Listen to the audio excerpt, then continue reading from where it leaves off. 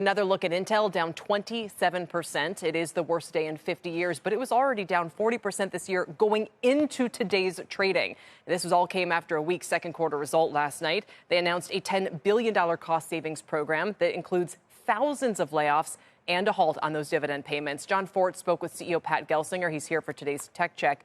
I mean, Gelsinger, he said, this is what we need to do. This is necessary, but this is just get from bad to worse with Intel. On the stock price, this $20 level, that's around where the stock has been at the lowest levels, including where it was on an upswing in 1997, Wow. just to give you a sense of this $20 level. So not good. But there are also job cuts that are happening here, significant, 15% plus. I asked him, well, if you're cutting that much, there have to be entire things that you stop doing, I imagine. What exactly is going to be cut? Here's what he said.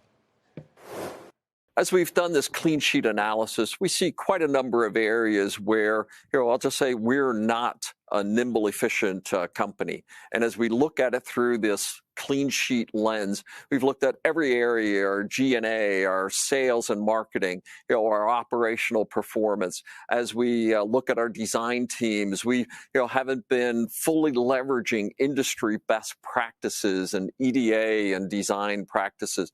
So each one of these has targets to become world class. At the same time, we're doing portfolio analysis. And fundamentally, the four areas of our business, we're not changing any of those. A foundry, our client networking and data center business, those four areas.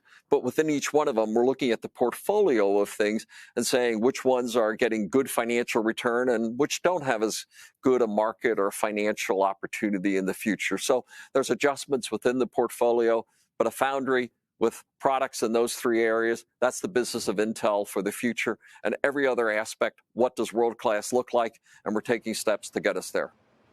So that might raise some questions. What about the CHIPS Act? What about all this money they're taking in? Are they still working on that? Yes, they are. So, well, and I mean, who wouldn't, I guess, if that were available?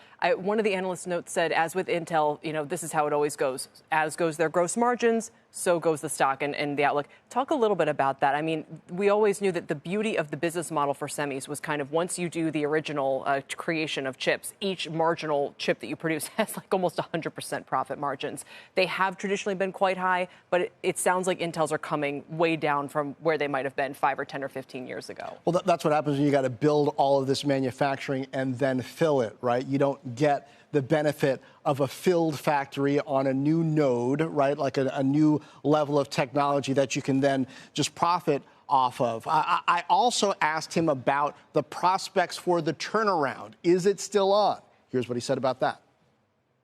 The next generation products are all on or ahead of schedule from what we said before. And it's because of the product and process that we're ready to launch into this next phase aggressively. And we believe we can do so successfully. Leadership process and product with leadership financial performance. So the demand slowdown, he said, has led them to have to make these cuts and pursue that financial performance more quickly than they might have wanted to before.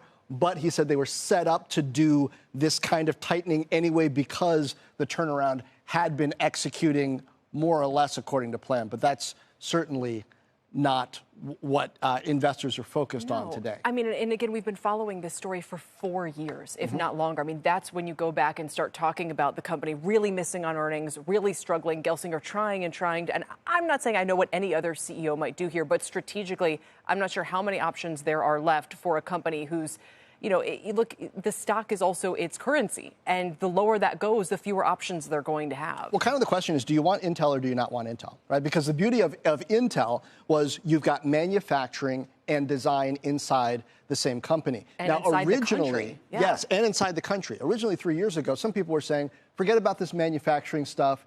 Asia's doing that great. Just focus on design. Well, that argument isn't so strong today when we see the demand for AI chips and we see the national security implications of semiconductors, Absolutely. what China's doing with Taiwan. So if you want manufacturing, Intel's the only company set up to do it at scale in that way domestically. But they're behind design-wise, in part because of some mistakes they made before Gelsinger came back, not pursuing this AI strategy. AMD and especially NVIDIA are way ahead on that. So if you want to fix both, I mean, Yeah. you can certainly criticize the execution.